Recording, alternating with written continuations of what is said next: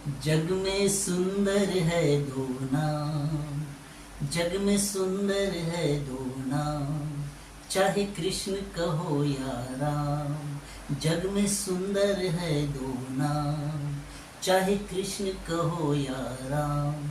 बोलो राम राम राम, बोलो श्याम श्याम श्याम। बोलो राम राम राम, बोलो श्याम श्याम श्याम। जग में सुंदर है दो नाम, चाहे कृष्ण कहो या राम।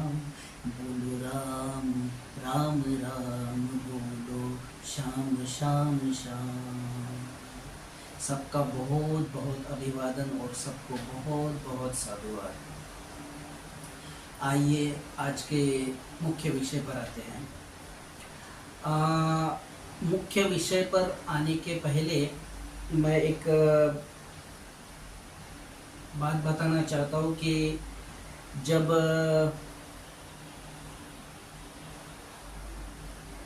राष्ट्रवादी कांग्रेस के बड़े नेता अजित पवार का प्लेन दुर्घटना में दुखद निधन हुआ था, उस टाइम पे टीवी चैनलों पे जो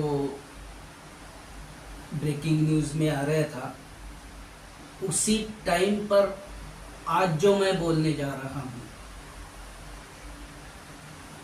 आज जुलाई महीना चल रहा है, जुलाई 2026, लेकिन उस टाइम पर मुझे मालूम हो गया था कि क्या आगे होने वाला है जो मैं आज बोलने जा रहा हूँ। अब इतना विलंब क्यों लगाया मैंने ये सोचा कि उस टाइम पे मैंने सोचा कि अभी इस बात का जिक्र करना, क्योंकि सारा महाराष्ट्र दुख में था। मुझे खुद को भी दुख हुआ था कि इतना बड़ा नेता चला गया हमें से। अजित पवार के ऊपर चाहे जो भी चार्जेस हो, मैं पर्सनली उनके भ्रष्टाचार का समर्थन नहीं करता, लेकिन एक ऐसा व्यक्ति जो बहुत फास्ट काम करता हो और जो काम के प्रति बहुत अच्छा समर्पित हो, वर्कोहॉलिक हो, ऐसा व्यक्ति मुझे पसंद है, क्योंकि मैं व्यक्तिगत तौर पे ऐसा ही हूँ। तो उसी टाइम पे मुझे सब कुछ पता चल गया था, लेकिन मैं सोच रहा था कि आज करूँ, कल करूँ, कल करूँ, ऐसे करते करते दिन निकलते गए और विषय मेरे थोड़ा सा जहन में से भी निकल गया। ऊपर से मेरे व्यक्तिगत काम और दूसरा मेरी साधनाएं और व्यक्तिगत पूजा पाठ, इन सब के चलते मैं ये आज विषय आपके सामने रख रहा हूँ।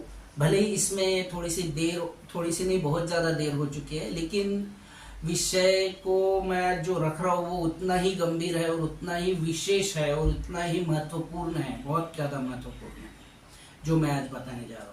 अब जो आज मैं बताने जा रहा हूँ उस विषय पर भाजपा के लोग क्या सोचते हैं, क्या रणनीति बनाते हैं, सुप्रिया ताई सुले का गुट जो है शरद पवार गुट, वो क्या रणनीति बनाता है, और सुनेत्रा ताई पवार का जो गुट है जो अभी सत्ता में सहभागी है महायुति के साथ, वो क्या रणनीति बनाता है। ये सब के अपने अपने जो मैं वीडियो बनाने जा रहा हूँ वो सुनने के बाद वो सब अपना अपना रणनीति बनाएंगे। सबसे पहले शुरुआत करते हैं देश के सबसे वरिष्ठ नेता शरद चंद्र जी पवार जी। शरद पवार जी का कालखंड बहुत ज्यादा कमजोर चल रहा है और इसी के चलते आपने देखा होगा उनको राज्यसभा बड़ी मुश्किल से भेजा गया, बहुत मुश्किल से भेजा गया राज्यसभा। और दूसरा उनका कालखंड खराब तो चल ही रहा है, जब ही राष्ट्रवादी टूटी। और आपको पता होगा, मैं विषयांतर नहीं कर रहा हूँ, मैं इसी विषय पे हूँ, लेकिन आपको मैंने इस वीडियो के पहले जो हमने वीडियोस बनाए थे उसमें हमने बताया था कि हमने सुप्रिया ताई सुले को जिस दिन राष्ट्रवादी कांग्रेस टूटी और एक बड़ी संख्या में जो एमवीए में शामिल हो गए, वो बात हमने सुप्रिया ताई सुले को व्यक्तिशः फेस टू फेस बताई थी। और जिस दिन बताई थी उसके मुश्किल से 3 या 4 दिन के बाद या 5 दिन के बाद, मुझे अभी ठीक से याद नहीं, काफ़ी टाइम हो गया इस बात को, तो उस जिस दिन बताए थे उसके 3-4 दिन के बाद ही वो घटना घट गई। अजित पवार एक बड़ा गुट लेकर, एक बड़ी संख्या लेकर विधायकों का और सांसदों का अलग हो गए थे। ये बात हमने बताई थी। अब फिर इस विषय पे आ जाते हैं। वो कालखंड कमजोर था, मैं पहले ही बता चुका हूँ, और ये भी पहले ही बता चुका हूँ, ये अभी भी बता रहा हूँ कि शरद पवार का कालखंड इस वक्त भी कमजोर चल रहा है। शरद पवार का कालखंड कब उभारी में आएगा और कब घोड़ा दौड़ेगा तबड़क तबड़क तबड़क, इसके लिए टाइम लगेगा। इसको टाइम है, मुझे मालूम है, मैं आपको बता दूंगा, लेकिन अभी उसके लिए समय है, उसके लिए अभी कालावधि बाकी है। तो इसमें हो क्या सकता है, शरद पवार की उम्र आप देख रहे हैं, वो अभी थक चुके हैं। हो सकता है हम उनकी उम्र तक पहुंचे ही ना, या पहुंचे भी तो इतना एक्टिव ना रह पाए जितना वो अभी भी है, लेकिन शरीर तो आखिर में थक ही जाता है। तो शरद पवार का हमने आपको बता दिया कि कालखंड कमजोर चल रहा है। जो अच्छा कालखंड आने वाला है उसके लिए समय है, लेकिन ये भी मैं साथ में जोड़ रहा हूँ, बार बार इस बात का जिक्र कर रहा हूँ कि शरद पवार थक चुके हैं। उम्र का एक तकाजा है, शरद पवार थक चुके हैं। अब आते हैं उनकी कन्या, राष्ट्रवादी कांग्रेस की बड़ी नेता, उनके बाद शरद पवार गट की सुप्रियाताई सुले।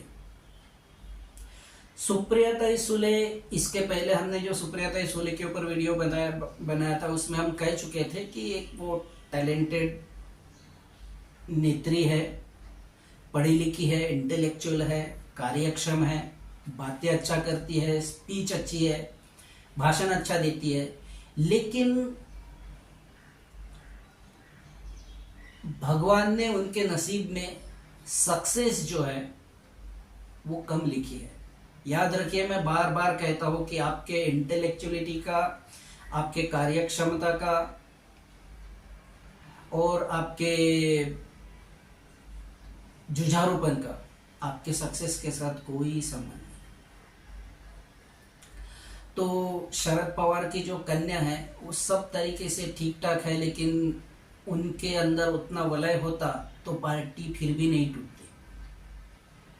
तो पार्टी टूट चुकी है और उसके बाद पार्टी डाउन में ही जा रही है। मैं सुप्रियाताई सुले के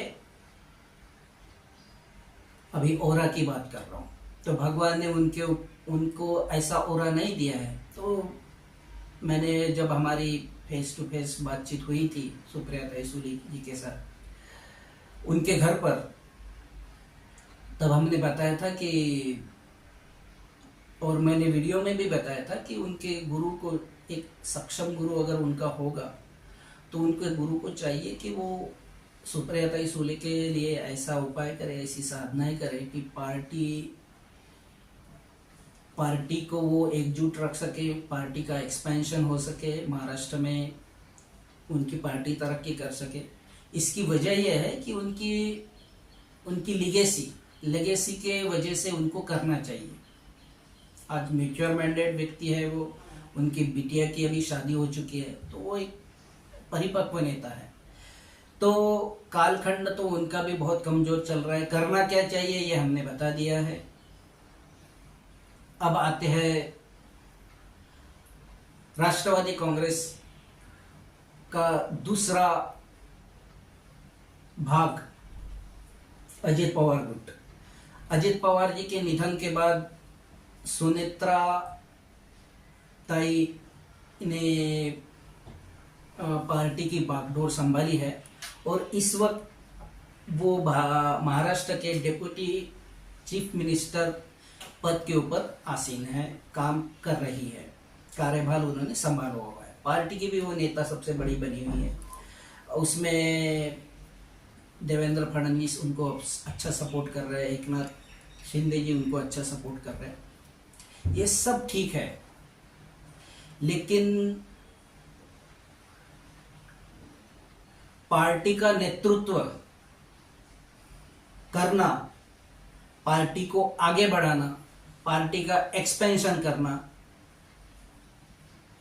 ये उनके भी बस की बात नहीं है। या मैं किसी को डोमिनेट नहीं कर रहा हूँ, किसी को कम नहीं आंक रहा हूँ। एक होता है कि मैंने अभी थोड़ी देर बताया, आपकी कार्य क्षमता का, आपके इंटेलेक्चुअलिटी का, आपकी सक्सेस के साथ कोई लेना देना नहीं होता है। एक व्यक्ति होता है कि he can motivate the crowd, लेकिन वो व्यक्तिगत जीवन में बड़ा असफल रहता है। कोई व्यक्तिगत जीवन में बड़ा सफल रहता है but he can't motivate the crowd. ऐसे सिचुएशन होती है। सक्सेस का एक अलग एलिमेंट होता है। सक्सेस और वर्क दोनों में अगर बहुत कोई परफेक्शन है, बहुत दोनों में समानांतरता है, तो व्यक्ति अमिताभ बच्चन, लता मंगेशकर, सचिन तेंदुलकर ऐसा व्यक्तित्व बन जाता है, जैसे नरेंद्र मोदी जैसा व्यक्तित्व बन जाता है। लेकिन सुनित्रा ताई के साथ ऐसा मैटर नहीं है। वो पार्टी को संभाल नहीं पाएगी इन द सेंस कि पार्टी के बाकी वरिष्ठ नेता जैसे तटकरे जी है, पटेल जी है, भुजबल जी है, ये लोग संभाल रहे पार्टी को। ये भी बहुत अच्छी बात है कि उनका कर्तव्य बनता है कि उनके पति के वो अपना कर्तव्य निभा रहे। लेकिन व्यक्ति शाह खुद पार्टी को बुलंदियों के ऊपर लेके जाना, जैसे उनके पतिदेव ने उनके जो जिनका स्वर्गवास हो चुका है अजित पवार जी ने जैसे लेकर गए थे, वैसे वो नहीं लेकर जा सकते हैं। क्लियर बात। शरद पवार जी की बात क्लियर हो गई, सुप्रिया ताई जी की बात क्लियर हो गई, सुनित्रा ताई की बात क्लियर हो गई। अब आते हैं उनके बेटों पे। तो ये बात मैं बता दूं, एक बेटे का नाम है पार्थ पवार, एक बेटे का नाम है शायद जय पवार, अगर मैं मिस्टेक नहीं कर रहा हूं तो। दोनों में ये क्षमता नहीं है कि वो बड़े लीडर बन सके और पार्टी का नेतृत्व कर सके। तो फिर अब क्या होना है राष्ट्रवादी पार्टी का? मैं उनके पास, दोनों बेटों के ऊपर ज्यादा बोलना भी नहीं चाहता। बहुत ज्यादा यंग स्टेज में आगे उनका भविष्य, किसी भी पैसों की कोई कमी नहीं है, लेकिन वो आगे कितना संघर्ष कर पाते हैं, क्या नहीं कर पाते हैं, मुझे इसमें शंका है। क्योंकि ये स्पिरिचुअली हमने देख चुके हैं, दोनों बेटे आगे नहीं जाएंगे राजनीति में। अब किसी का आगे नहीं जाना, किसी का ड्रॉबैक नहीं हो सकता है। हर किसी का अपना एक, सबका अपना अपना एक भाग्य होता है जिसमें उसका कोई योगदान नहीं रहता है। किसी के भाग्य में किसी का कोई योगदान नहीं रहता है। पहले भाग्य निर्धारित होता है, उसके ऊपर कदम चलते हैं इंसानों के। तो ये सिनेरियो मैंने आपके सामने रख दिया है। अब इस सिनेरियो में मैं, कहते हैं ना कि राजनीति खराब हो गई है। अब खराब क्यों हो गई है? क्योंकि राजनीति में राजगुरु नहीं है राजनेताओं के साथ। अगर राजगुरु राजनेताओं के साथ रहते हैं तो राजनीति का स्वरूप ही कुछ अलग हो जाता है। तो इसमें, इस सिनेरियो में मेरा अपना व्यक्तिशा मानना है, ये मेरी व्यक्तिगत राय है, कि ओवरऑल इन सब चीजों का विचार करने के बाद मैं इस नतीजे पे पहुंचा हूं कि सुप्रिया ताई सुले, जिसके नसीब में सक्सेस बहुत कम है और उनके पिताजी जब तक है तब तक जो है वो है। उनके पिताजी जब इस दुनिया में नहीं रहेंगे तब आगे का मैं कुछ कहना नहीं चाहता, आप समझ जाइए। ऐसी सिचुएशन में जो मैंने अभी पूरी पार्श्वभूमि रख दी आपके सामने, दोनों गुटों की और दोनों गुटों के मुख्य नेताओं की, जिनके हाथ में दोनों गुटों की बागडोर है। ऐसी स्थिति में सुप्रिया ताई सुले को अगर गुरु है तो ठीक है, नहीं तो अच्छे गुरु को पकड़ के, जो उनके सक्सेस का, मैं बहुत सामान्य भाषा यूज कर रहा हूं ताकि आप लोगों को समझ में, मैं ज्यादा टेक्निकलिटी के में नहीं मैं जा रहा हूं, मैं अध्यात्म के बहुत ज्यादा क्लिष्ट शब्दों का उपयोग नहीं कर रहा हूं, मैं साधारण शब्दों का उपयोग कर रहा हूं ताकि आपको समझ में आए। सुप्रिया ताई सूले को चाहिए कि ऐसे गुरुदेव की शरण में जाए, ऐसे गुरुदेव के पैरों के पास बैठे कि गुरुजी बताइए मुझे क्या करना चाहिए कि मैं अपनी पार्टी को बढ़ा सकूं, नेतृत्व कर सकूं, महाराष्ट्र में मैं अपनी राजनीति की अपनी छाप छोड़ सकूं और महाराष्ट्र की राजनीति में मैं अपना एक प्रबल स्थान और ऊंचा स्थान बना सकूं। तो उनके गुरु का फिर कर्तव्य बन जाता है कि उनका जो सक्सेस एलिमेंट है या सक्सेस देने वाले देवता है, उस देवता का जो ऑरा है उनके अंदर, अब देवता का ऑरा पकड़ के उनके अंदर डालना यानी ऐसे चॉकलेट पकड़ के उनको खिला देना जैसा तो नहीं है। उसके लिए साधना करनी पड़ती है, उसके लिए आध्यात्मिक उपाय करने पड़ते हैं जो कि गुरु को करने पड़ते हैं, शिष्य को नहीं करने पड़ते। शिष्य करने के लायक है यानी कि उसके पास समय है तो शिष्य भी करे, नहीं समय है अब ऐसे लोग, खैर मैं उसमें बहुत ज़्यादा डिटेल में नहीं जाना चाहता। तो गुरु ने अगर डिसाइड किया कि सुप्रिया ताई सूले को शरद पवार जितनी ऊंचाई देनी है या उससे भी आके लेके जाना है तो गुरु दे सकता है, no doubt about that. Success कितनी देनी है डिपेंड ऑन गुरुजी मर्जी, गुरुजीज मर्जी। इतनी ताकत तो गुरु रखता है, और अगर शिष्य थोड़ा सा अनकंट्रोल्ड हो जाए तो गुरु में भी इतनी ताकत रहती है, जो समर्थ गुरु रहते हैं कि उसको रोक सके वही उसी जगह पर कि बेटा तुम्हारी चाबी मेरे पास है। क्या तो ये था दोनों राष्ट्रवादियों का विश्लेषण और हर बड़े नेता का कालखंड, और उसके बाद मुझे जो समझ में आता है, जो मैं ठीक समझता हूँ, ये मेरा व्यक्तिगत मत। तो इसी के साथ मैं अपनी वाणी को विराम देता हूँ। जय श्री राम।